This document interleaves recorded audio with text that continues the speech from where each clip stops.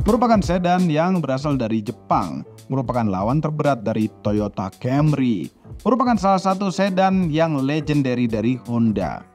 Ini adalah Honda Accord, generasi ke-10, banyak sekali. Halo YouTube, selamat datang di channel Motomobi. Wah, tidak terasa Honda Accord sudah 10 generasi saja. Dan sebentar lagi Honda Accord yang generasi terbaru akan muncul lagi tahun 2024 nanti. Ya, tidak terasa karena lawannya Toyota Camry sepertinya lebih bersinar nasibnya di Indonesia. Accord ini seperti redup dan malah tidak terasa kehadirannya di Indonesia. Namun apabila dilihat lagi, di zaman tahun 80-an 90-an, Accord yang merajai penjualan sedan medium di Indonesia. Kenapa Accord tidak terlalu laku di Indonesia? Ya, kita lihat saja sejarahnya. Honda Accord generasi pertama sudah muncul tahun 1976 dengan variannya adalah sebuah hatchback 2 pintu yang tidak masuk secara resmi di Indonesia, dan tentu juga ada yang 4 pintu sedan yang masuk Indonesia tahun 1979. Kemudian generasi keduanya tahun 1982 sampai tahun 1985 dengan julukan Accord Eksekutif. Bodinya lebih besar, lebih bertenaga, dan lebih nyaman. Lanjut generasi ketiganya yang lahir tahun 1986 hingga 89 dengan julukan Accord Prestige. Bentuknya menjadi lebih besar dan lebih baik sesuai dengan temanya, bigger and better. Nah, masuk generasi keempat Accord lahir tahun 90 sampai 93. Ini masa keemasan Honda Accord di Indonesia. Ini namanya Accord Maestro. Berbeda dengan Corona yang semakin gemoy, Accord Maestro malah terlihat semakin pipi dan futuristis sehingga banyak orang yang menyukainya. Kami pernah mengulas Accord Maestro ini bersama si mamang-mamang itu. Nonton apabila Anda ingin. Selanjutnya Accord generasi kelima lahir tahun 94 dengan julukan Accord Cielo. Dimensinya tidak jauh berbeda, namun Cielo ini lebih gemuk, besar dan elegan, tidak sesporty Maestro-nya, sehingga penjualannya menjadi turun dibandingkan dengan Maestro tahun 98. Tahun 98 Accord Cielo berhenti diproduksi dan tahun 99 diperkenalkan Accord generasi ke-6 dengan julukan Accord VTIL atau Vitil.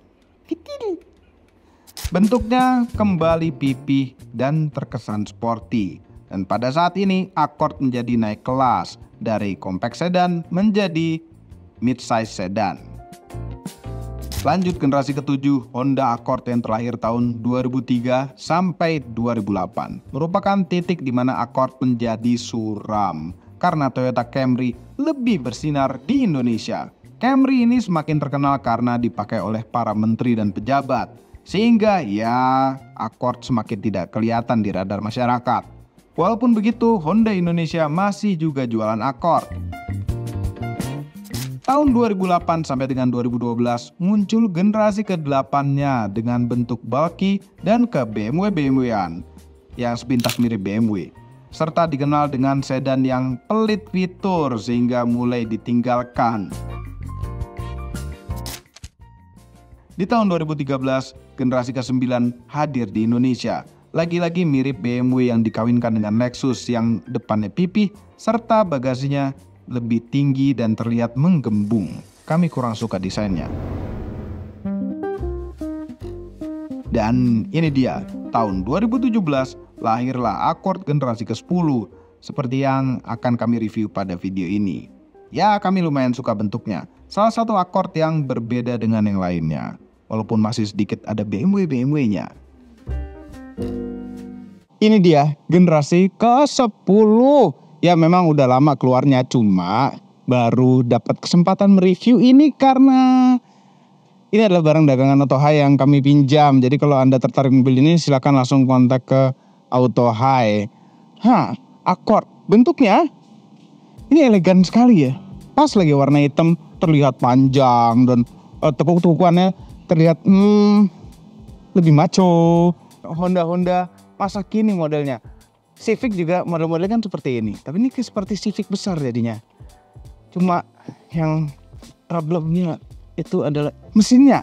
Nggak ada masalah sebenarnya. Cuma ini mesin yang sama yang dipakai di HR-V RS, CR-V Turbo, Civic Turbo, dan di sini 1500 cc turbo. Memang mesinnya enak, kencang 190 PS, torsi maksimalnya 260 Nm. Tapi masa mesinnya samain sama HR-V sih? Menyalurkan tenaganya ke roda depan melalui gearbox CVT, bukan gearbox, belt box CVT. Jadi ya cukup kenceng sih, cuma Accord kenapa nggak dibedain gitu, pakai Venom kayak apa kayak?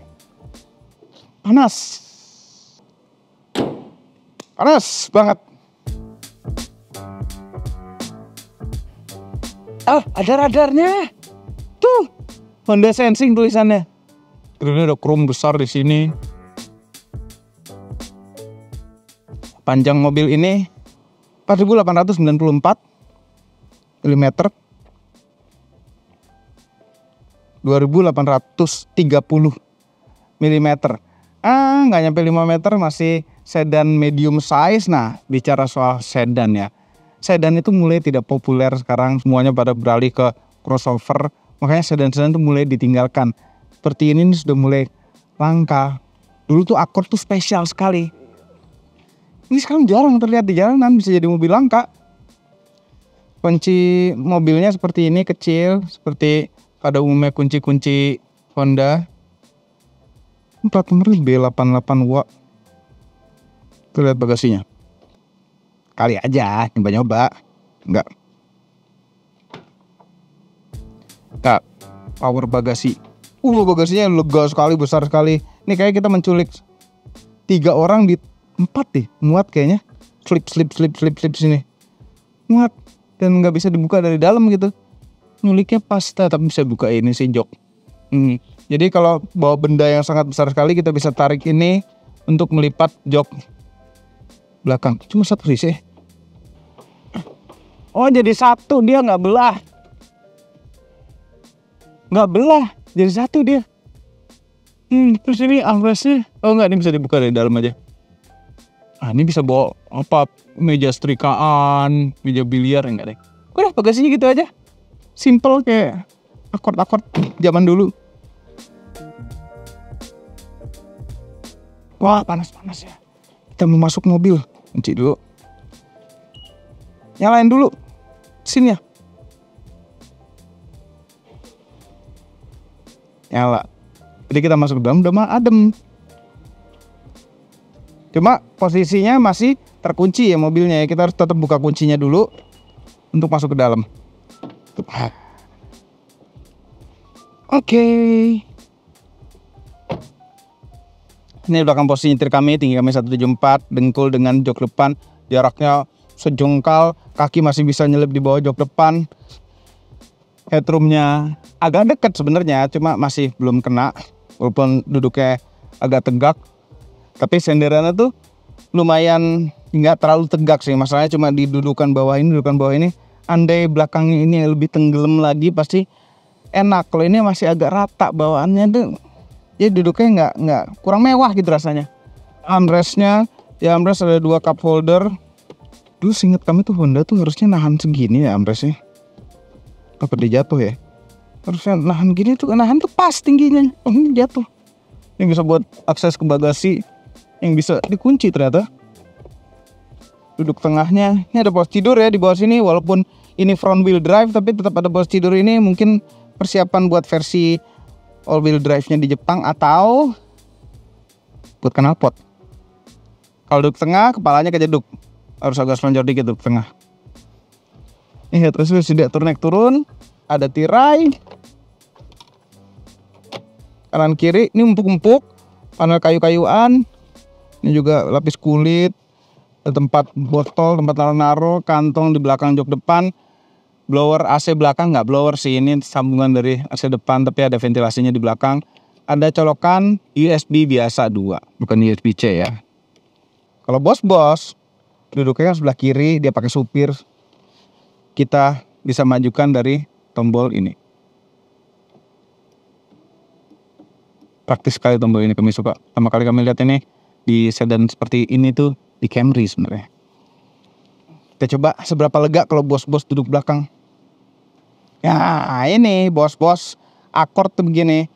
Ya level-level ini kalau direksi perusahaan kecil atau manajer perusahaan besar kan mobil dinasnya biasanya Accord atau Camry. Oke lah, ini aja duduknya kurang tenggelam bagian belakangnya. Kita ke depan.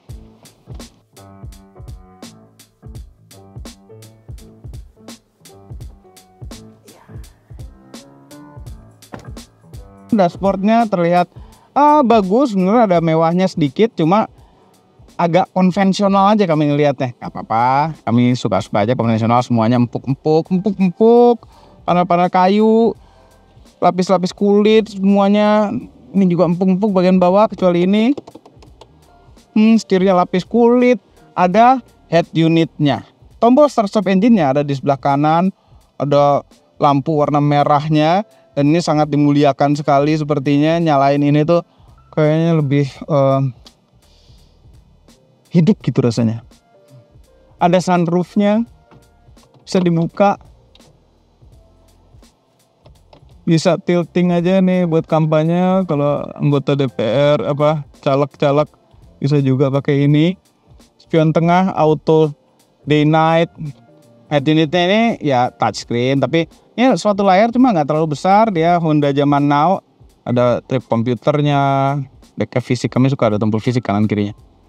Kemudian ada kamera mundurnya. Kamera mundurnya itu kualitas kameranya seperti kamera zaman dulu. Kayak mobil-mobil zaman dulu awal-awal ada kamera mundur, seperti inilah kualitasnya. Jelek sekali. Kenapa? Ini mobil mahal loh. Kenapa dikasih kamera segitu jelek? Kita bisa atur mau lebar, mau dari atas begini, dia bisa program seperti itu. Cuma gambarnya tuh kurang. Sama halnya dengan kalau kita sen kiri kan kamera di spion kiri nyala, ya seperti biasa Honda. Itu juga jelek juga gambarnya. Nah yang kurang bagus lagi audionya tuh kurang, nggak 800 juta gitu. Ini kan mobil mau 800 juta. Apa audionya begitu dan kamera mundurnya begitu. Tapi dia bisa Apple CarPlay dan Android Auto, kami nggak tahu, nggak punya Android. Punya sih. Males colok dengan kabel ini. AC-nya puter-puteran fisik semua, tombol-tombol fisik, kami suka tombol dan puter-puteran fisik, dual zone pula. Shifternya shifter model ini sama kayak di CR-V ya kemarin ya. Iya, ceklek-cekleknya lebih mahal nih. Ini kulit kayak Honda yang Accord terdahulu tuh kulit begini ya, terdahulu. Jadi gini, kami tuh dulu pernah pakai Maestro, tapi waktu itu Maestro masih baru dan kami belum boleh nyetir. Terus kami kuliah tuh sempet pakai Honda Accord Cielo. Nah, Cielo yang sebelum facelift. Mobilnya boros deh. Ya. Tapi nanti kami ceritakan berevolusinya apa saja sampai ke ini generasi ke-10 ini pada saat nyetir. Ada 2 tombol, Econ tuh ekonomi dan sport. Oke, tentu sekarang normal mode, kalau dipencet ekonomi, eco mode, dan sport jadi sport mode. Ya, dia akan bermain di gearbox dan rasio pedal gas. Rem tangan jari dengan brake hold, setir lapis kulit, jempol kanan bisa digunakan untuk cruise control, urusan cruise control, dan ini adaptive cruise control. Nanti pas jalan juga kita coba. Jempol kiri untuk urusan audio, telepon, dan MID. Instrument cluster sebenarnya tidak sepenuhnya LCD, dia hanya 2/3 bagian LCD-nya.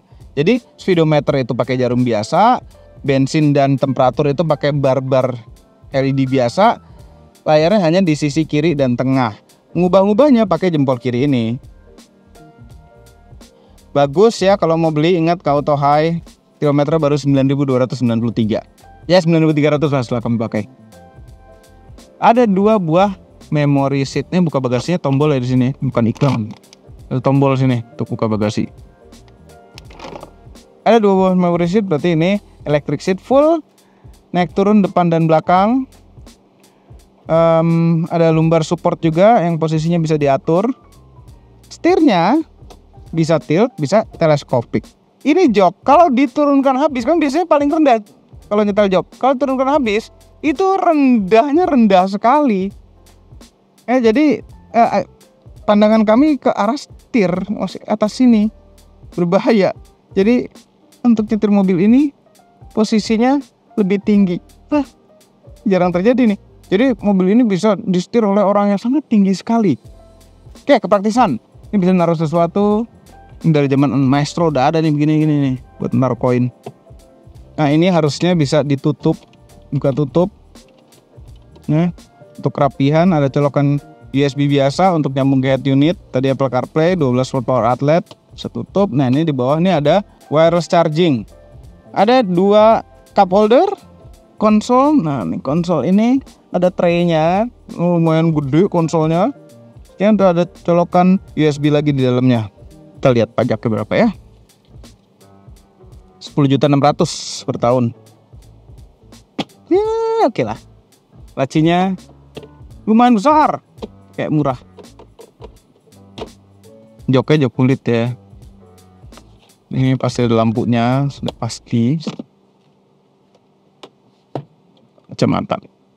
Terus sekarang saatnya kita jalan nyobain Honda Accord.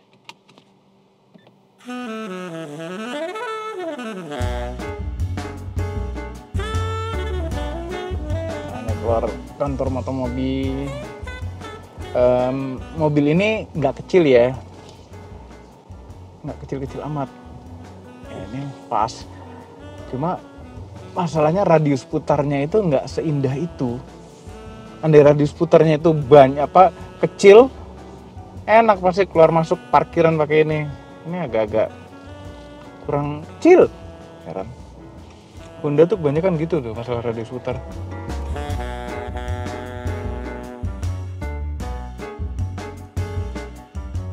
Mengenai kekedapan, motor-motor di sekeliling masih ada suaranya, masih kedengeran, tapi lumayan kedap.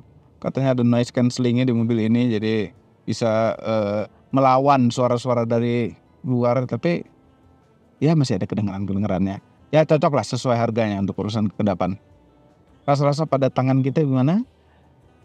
Setirnya dipegang enak, putarannya juga halus, tapi lebih berat dibandingkan dengan terakhir kali kami bawa Honda Accord. Ya, itu Cielo. Cielo tuh kayaknya setirnya enteng sekali. Maestro juga enteng sekali. Ini tuh kayaknya kayak seperti lebih berat gitu. Jadi pada saat parkir ini ada beratnya, cuma memang nggak masalah. Ini memang pas untuk beratnya mobil zaman sekarang.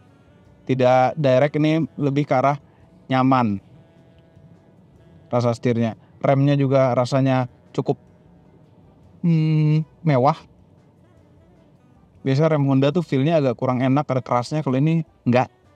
Visibilitas ini pilar A nya lumayan kecil, karena posisi nyetir kami agak sedikit tinggi, jadi lebih enak bisa ngeliat lekukan kap mesinnya. Belakang kalau parkir juga di pilar C itu ada kaca segitiga lagi untuk membantu ngeliat ke belakang, karena bentuk itu loh pilar C nya yang agak aneh. Kemudian kalau ngelewatin polsi tidur sebenarnya masih nyaman. Cuma karakter suspensinya itu platform Honda sekarang tuh enak-enak ya. Di Civic enak, di CR-V enak, bahkan City Hatchback tuh enak menurut kami. Nah, tapi pada mobil ini karakter suspensinya itu nggak sesuai yang kami harapkan pada seekor Accord. Karena ada rasa firmnya. Nah, ini polder kecil. Enak kalau polder begitu aja. Tapi ada bagian firmnya itu loh. Jadi seperti ya kayak mobil Eropa, cuma lebih berbeda aja. Kayak sedikit mengarah ke arah sport. Ini padahal Accord yang kami harapkan pun nyaman gitu loh. Ini bukan berarti gak nyaman, cuma mengarah ke sport. Nanti kita coba tikungan yang agak kencang atau di zigzagin ya, nggak di dalam gang gini. Nah, karena mobil ini ukurannya masih ukuran sedan medium, masuk gang ini masih oke. Memang ada pertumbuhan dibandingkan dengan zaman Maestro, dibanding sekarang ini, tapi masih oke. masuk gang di Indonesia, walaupun gangnya nggak bertumbuh lebar.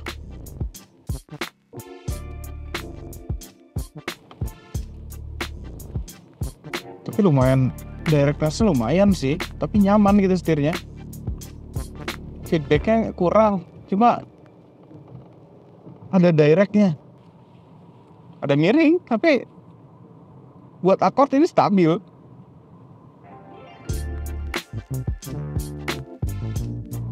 Nah, kenapa kami dari dulu suka turbo gitu ya? Karena turbo itu seperti magical. Dari mesin internal combustion biasa, misalnya ini mobil 1500 cc. Ketika dipasang turbo, kehematannya itu masih seperti 1500 cc, ya borosan dikit lah dari 1500 cc, karena ada beban turbo sedikit. Tapi tenaganya itu lebih besar ketika kita gas, ketika turbonya itu spooling. Jadi hematnya dapat, tenaganya dapat. Nah, ini di tol dari tadi di atas 20 km per liter untuk seekor Accord. Ya, kami ingat dulu kami pakai Cielo tuh 2000 cc kalau nggak salah, 2000 cc otomatis 4 speed. Dipakai setengah tol, setengah dalam kota deh, dan zaman dulu nggak semacet zaman sekarang. Itu rata-rata pasti antara 15 16. Karena memang di tolnya juga nggak pernah pelan waktu itu. Ya gitulah, anak muda lah biasa zaman dulu. Anak muda udah bergaya om-om gitu loh naik Cielo. Nah, kalau di jalan beton gini, aspal gini enak, tensinya. Cuma ada bantingan yang seperti ada kerasnya itu loh. Nah, joknya ini juga lumayan enak, nahan-nahannya kanan kiri. Terus ya trasnya empuk sekali. Jadi kalau mengistirahatkan kepala tuh enak. Itu. Oke, sekarang saatnya kita tes 0 ke 100 km per jam tanpa nahan rem ya. Mobil dagangan orang. 1, 2, 3. Aduh, berangkatnya. CVT ada kayak ngoper giginya. Wow. Padahal berangkatnya nggak enak, dari nolnya padahal nggak enak. Ternyata hasilnya ya nggak spektakuler. 8 detik 92. Enak nih jalan tol Trans Jawa gitu. Nah gini, adaptive cruise control, dan bisa sampai macet-macetan adaptive cruise controlnya. Walaupun kalau sampai berhenti mesti dicolek dulu untuk maju, tapi di bawah kecepatan 30 itu bisa.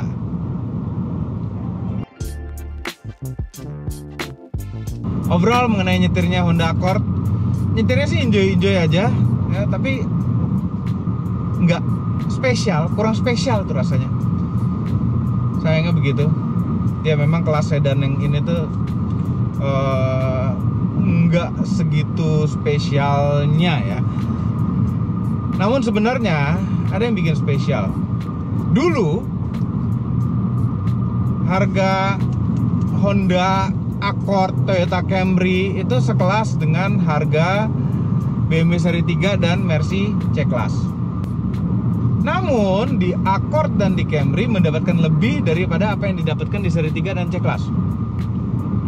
Mobilnya lebih besar, suspensinya lebih nyaman, mesin yang lebih besar biasanya. Nah, sekarang BMW seri 3 dan C-Class sudah di atasnya lagi harganya, terbang lagi dibandingkan dengan Accord dan Camry. Jadi sebenarnya pilihan menarik untuk pengen ngerasa ke arah premium, tapi harganya di bawah mobil yang lebih kecil, mobil premium yang lebih kecil. Overall mengenai Honda Accord yang ini merupakan mobil yang cocok untuk bapak-bapak pencinta Honda. Rasa Accord yang khas dari generasi ke generasi ada di sini. Nyaman dan ada rasa mewahnya. Namun memang interiornya sudah terlihat kuno. Sudah benar-benar minta ganti generasi mobil ini.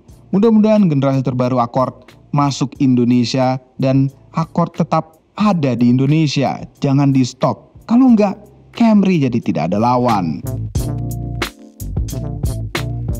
Semua ini adalah opini pribadi saya. Kami tim Otomobi tidak dibayar siapapun dan apapun yang terlihat pada video ini. Jangan lupa tekan tombol jempol ke atas dan subscribe channel Otomobi, Omobi, dan Mas Mobi apabila belum berikut dengan tombol loncengnya. Share video ini ke seluruh dunia melalui sosial media Anda dan jangan lupa follow sosial media kami semua termasuk Instagram. Cek otomobinews.id untuk berita-berita otomotif terbaru. Terima kasih telah menonton.